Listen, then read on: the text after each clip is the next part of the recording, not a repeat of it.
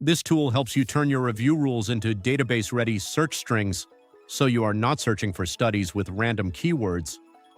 One common problem in systematic reviews is that people know their topic, but they do not know how to search for it properly.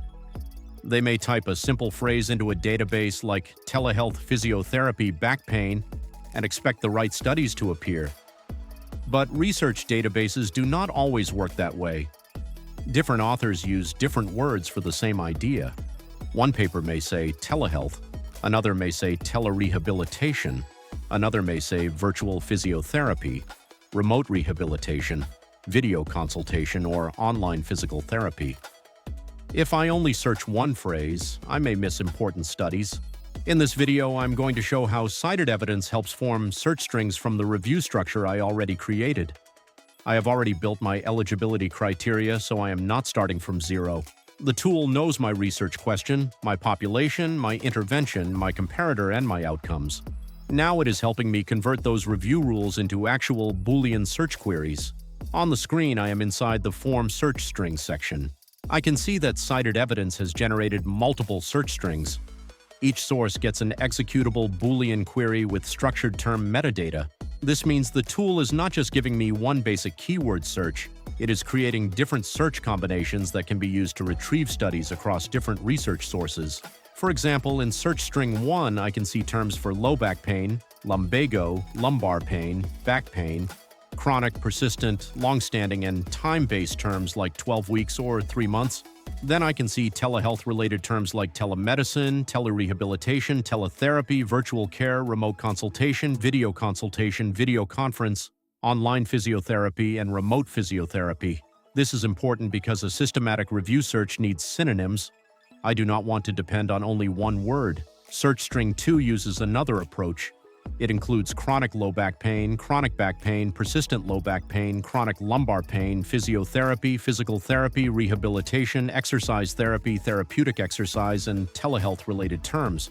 This gives the search another way to capture relevant studies. Sometimes one search string may find records that another one misses, so having multiple search strings can improve coverage. As I review these search strings, I do not want to blindly accept them.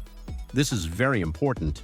CitedEvidence can help generate the search logic, but I still need to think like a reviewer. I need to ask, are the population terms accurate? Are the intervention terms broad enough? Are there any missing synonyms? Are there terms that may bring in unrelated studies?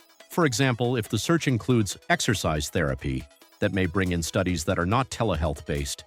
But if it is combined properly with telehealth terms, it may still be useful. I can also see options like add search term, clear query, add another search string, and regenerate with AI. These options are useful because the search stage is not locked.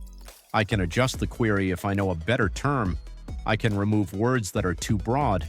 I can add synonyms that the tool may not have included. And if I want the tool to suggest a better version, I can regenerate the search strings. The key idea here is balance. If my search string is too broad, I may retrieve hundreds of papers that are not actually relevant. If it is too narrow, I may miss important studies. A strong search string is not about using the most words. It is about using the right combinations of words. This is also why the earlier eligibility criteria matter. If I define my criteria clearly, then the search strings become more focused. But if my criteria are vague, the search strings may also become vague. The search string is only as strong as the review structure behind it. So in this video, I showed how CitedEvidence helps move from review rules into actual search strings. I looked at the generated Boolean queries, reviewed how synonyms are combined, and explained why it is important to check the search logic before moving forward. Once the search strings look strong enough, I can move to the next stage, which is fetching papers. That is where CitedEvidence uses these search strings to retrieve records from selected research sources. So that is how CitedEvidence helps transform a review question into structured database-ready search strings instead of relying on random keyword searches. A strong systematic review is not just about reading papers.